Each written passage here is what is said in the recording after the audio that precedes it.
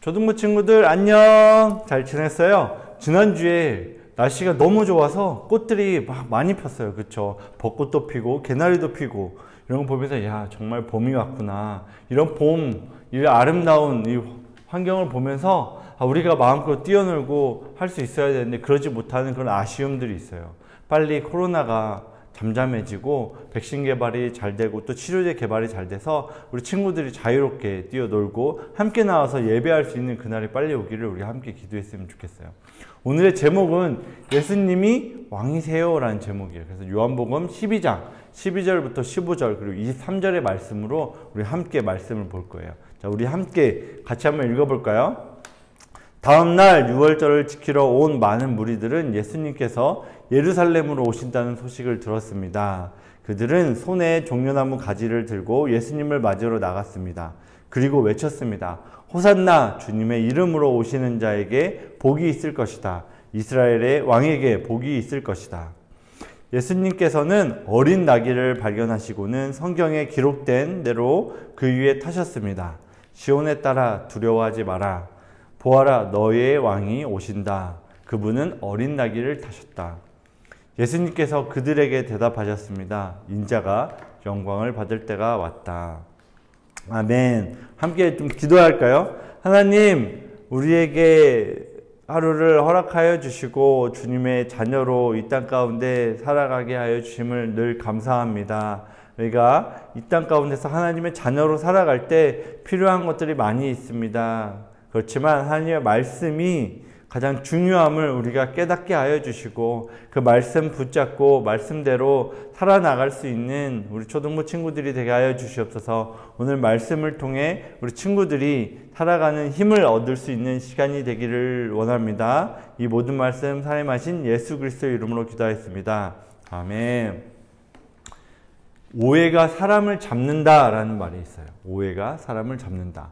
오해는 다르게 생각하거나 그 뜻을 잘못 알았을 때 그렇게 있을 때 오해가 생겨요. 그래서 친한 친구들 사이에서 오해가 생기기도 하죠. 그랬을 때 어떻게 하죠? 친한 친구들과 오해가 생기면 그 친구와 싸우기도 하고 멀어지기도 하고 정말 친했지만 멀어져서 다시는 얼굴 안 보이려고 하기도 하고 그런 일들이 발생해요. 사람과 사람 사이에는 언제나 오해가 또 발생하기도 하죠. 그래서 그렇지만 그 오해를 또 풀어서 또 다시 친해지는 그런 상황도 많이 일어나기도 해요. 유대 사람들이 이스라엘 사람들도 예수님을 오해했어요. 어떻게 오해했을까요? 그래서 오해를 해서 예수님에 대해서 이 사람은 이렇다라고 생각했는데 그렇지 않은 것 때문에 실망을 하고 또 돌아가는 경우도 있었죠. 예수님을 어떻게 오해했을까요? 그들은 예수님을 왕이라고 생각했어요. 우리 친구들 왕이 되고 싶은 생각이 없었나요? 저는 어렸을 때 왕이 되고 싶었어요. 그래서 정말 며칠 정도는 내가 왕이 돼서 내가 해보고 싶은 거 마음껏 하면서 살아가고 싶다라고 생각을 했어요. 우리 친구들 왕이 되면 어떤 걸 하고 싶나요? 맛있는 거 많이 먹고 실컷 놀고 여러 군데 막 좋은 데 막 놀러 가고 이러고 싶죠. 그리고 학교도 안 가고 싶고. 네, 맞아요. 왕이 되면 내가 할 수 있는 것들이 너무나 많아요. 예수님이 우리의 왕으로 오셨다라고 이야기를 했어요. 그러면 예수님은 왕으로서 어떤 일을 하기를 원하셨을까요? 그리고 또 우리에게 그 왕으로서 어떠한 모습을 보여주길 원하셨을까요? 오늘 성경의 말씀을 통해서 왕이신 그 예수님이 어떠한 일을 하셨는지 알아봤으면 좋겠어요. 유대인들은 유월절이 되면 한 가지의 전통이 있었어요. 예루살렘에 가서 하나님께 제사를 드리고 하나님의 말씀을 배웠죠.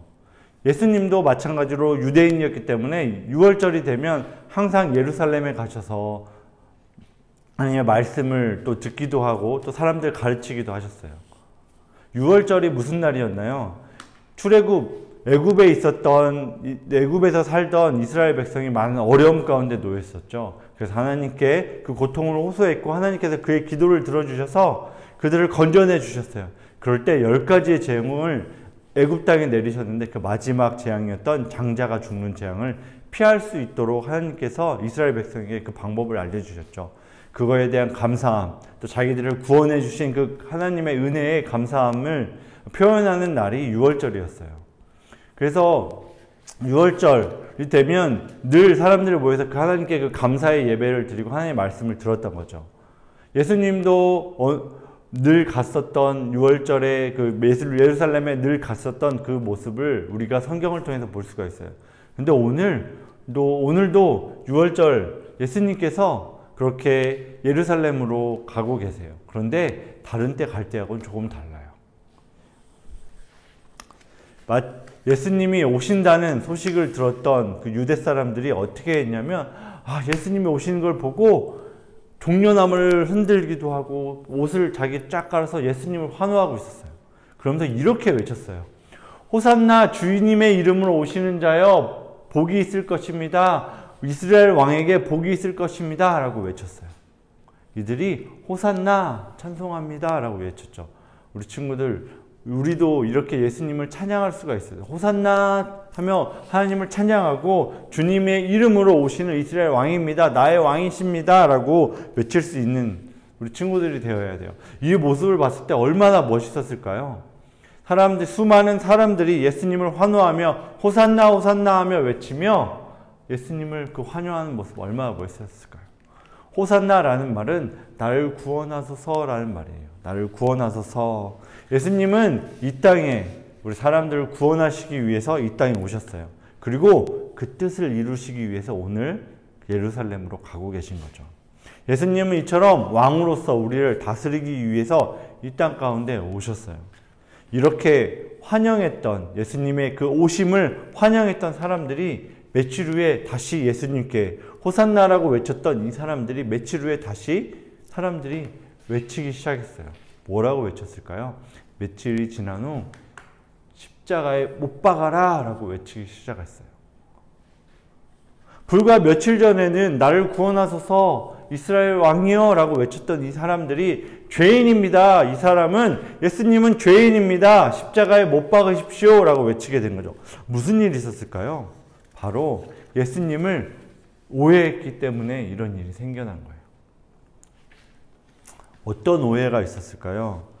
사람들은 그동안 예수님이 보여주셨던 수많은 이적을 보고 이 사람은 믿을 만한 사람이구나 라고 생각했어요. 그리고 예수님에게 누구와 같은 모습을 기대했냐면 다윗과 같은 그런 모습의 왕의 모습을 기대했어요. 다윗이 누구예요? 골리앗과 싸워서 이기고 수많은 전쟁에서 이기고 이렇게 사람의 힘이 싸움을 잘해서 또 전쟁을 잘해서 다른 나라와 전쟁으로부터 이스라엘을 구해줬던 그 왕이에요. 이스라엘 사람들은 지금 예수님에게 이러한 모습을 원하고 있어요. 로마로부터 자신들을 구원해줄, 로마와 싸워서 이겨서 자신들을 구원해줄 수 있는 그 왕의 모습을 기대하고 있었던 거죠. 지금 당하고 있는 그 어려움을 벗어나게 해줄 수 있는 그런 왕이다라고 생각을 한 거예요.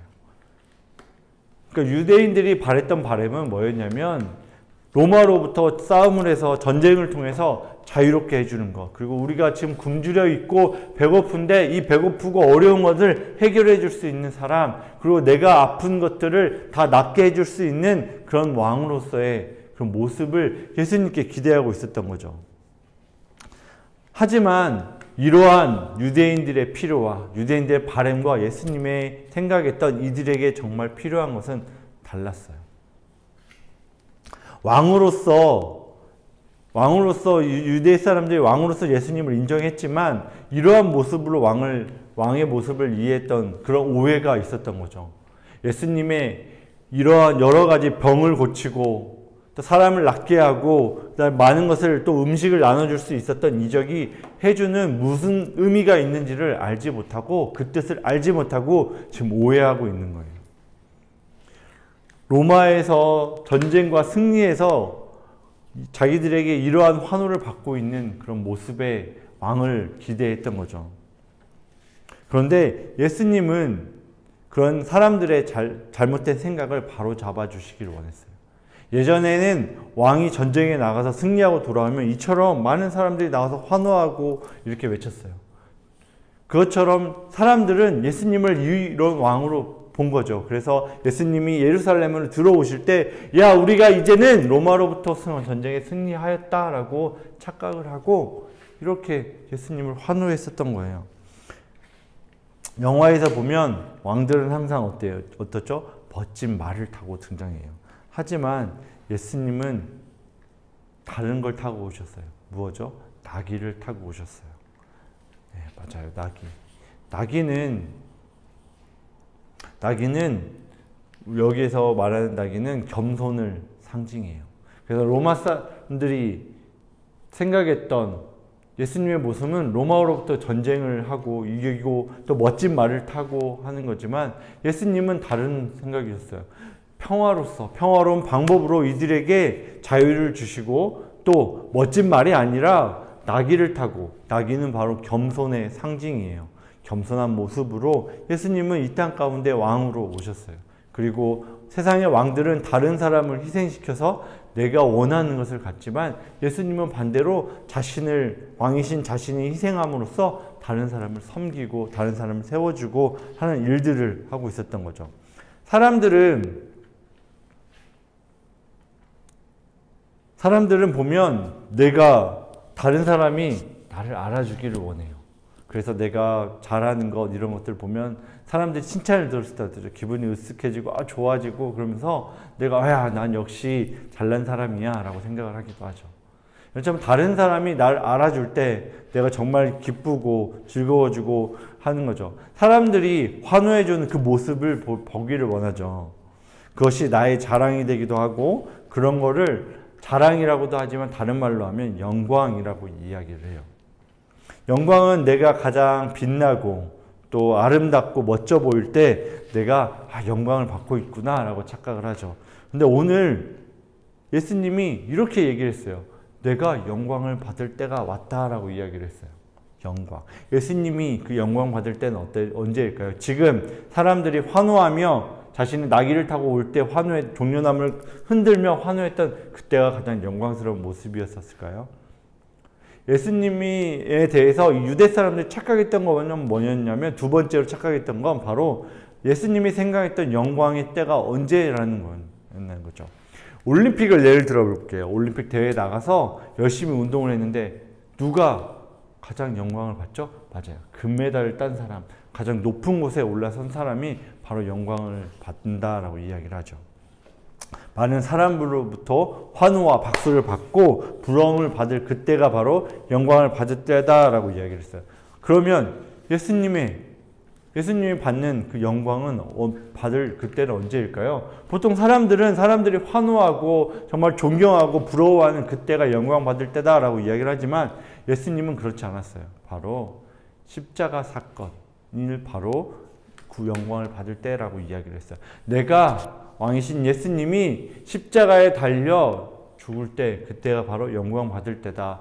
너희들을 위하여 나의 목숨을 내어놓는 그때가 바로 영광 받을 때다 라고 이야기를 했어요. 예수님이 이 땅에 오신 이유는 다른 것이 아니에요. 바로 우리를 구원해 주시기 위해서 이 땅에 오셨어요. 그래서 예수님이 이 땅에 오신 그 목적을 이룰 그때가 바로 예수님께서는 내가 영광을 받을 때다 라고 이야기를 하신 거죠. 우리에게 부요함을 주기도 아니고 우리에게 지식을 주기 위함도 아니고 오직 우리를 구원해서 하나님과 다시 하나 되게 하는 것, 그것 때문에 예수님은 이 땅에 오셨어요.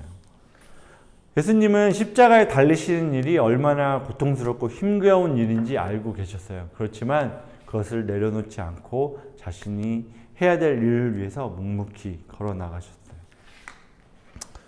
겸손하게 그 길을 걸어가신 거죠. 예수님은 이렇게 얘기했어요. 나는 마음이 온유한 사람이다. 그리고 겸손하다라고 이야기를 했어요. 그리고 무겁고 수고하고 이런 무거운 짐진 자들 다 내게 와라 하며 그들의 짐을 본인 스스로 예수님이 그 짐을 들어주셨어요.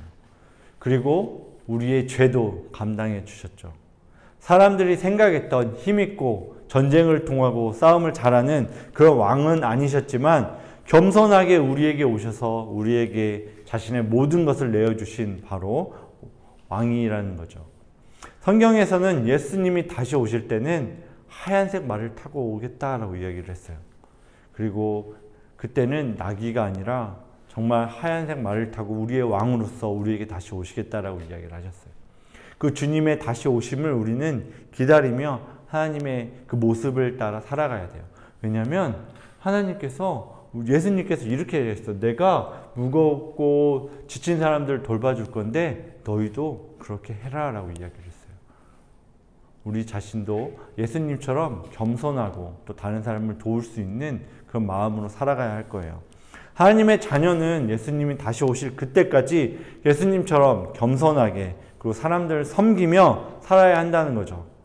그렇게 우리가 살면 예수님께서 사람들에게 주시고자 했던 평화가 이 땅 가운데 이루어질 거예요. 하나님의 나라가 이 땅 가운데 이루어지는 걸 우리가 눈으로 보게 된다는 거죠. 우리 친구들이 가정에서 또 학교에서 학원에서 있는 곳에서 겸손한 마음을 가질 수 있고 또 다른 사람을 섬기는 마음으로 다른 사람을 섬길 때에 하나님께서는 우리를 통해 다른 사람들에게 또 평화를 주시고 또 하나님이 영광 받으실 거예요. 우리 모두가 그런 하나님을 영광스럽게 만드는 그런 삶을 살아갈 수 있는 하나님의 자녀가 되기를 소망합니다. 우리 함께 기도할까요? 사랑의 하나님 감사합니다. 우리에게 하나님의 뜻을 알게 하여 주시고 또 우리가 하나님께 영광 돌리는 삶을 살 수 있도록 주님이 도와주시옵소서. 우리에게 많은 어려움이 있고 힘이 없습니다. 주님을 의지하며 우리가 날마다 주님께 나아가게 하여 주시옵소서. 이 모든 말씀 사랑하신 예수 그리스도의 이름으로 기도하였습니다. 아멘. 우리 친구들 한 주 동안 잘 지내고 다음 주에 우리 다시 만나길 바라요. 안녕.